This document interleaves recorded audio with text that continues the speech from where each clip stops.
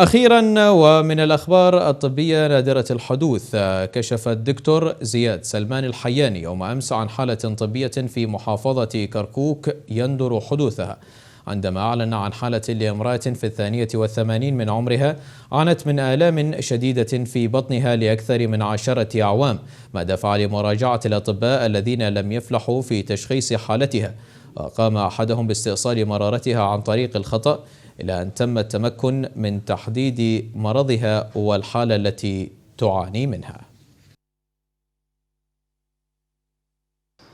فمنحته أو صرفت له علاج 3 حبات،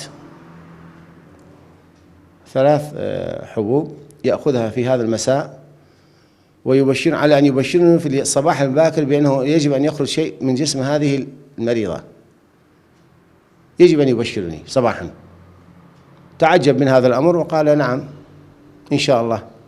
وفي الصباح الباكر فعلا اتصل بي هاتفيا في تمام الساعة 9 صباحا، وأبلغني بأنه فعلا كائن حي خرج مع غائط أمه في الصباح الباكر، وأن هذا الكائن الحي لا يعرف نوعه إطلاقا ولم يشاهده من قبل أو يسمع به. قلت له احتفظ به بأحد القناني النظيفة لديك ثم اجلبه لي.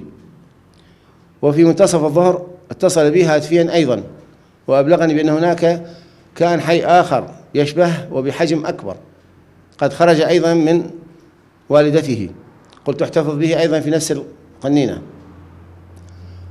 وجلبه لي النموذج الكائن حي، وصلني إلى عيادتي الخاصة مساء.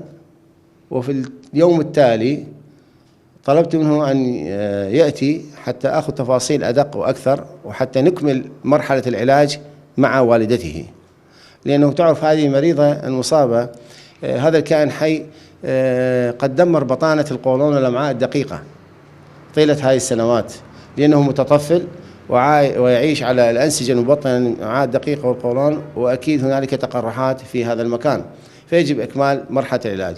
وفي الصباح التالي أيضا أبلغه، اتصل به هاتفيا أهله وهو جالس يمي في مركز صحي أثناء الدوام الرسمي، وقال له بأنه كان حي آخر خرج وبحجم أكبر.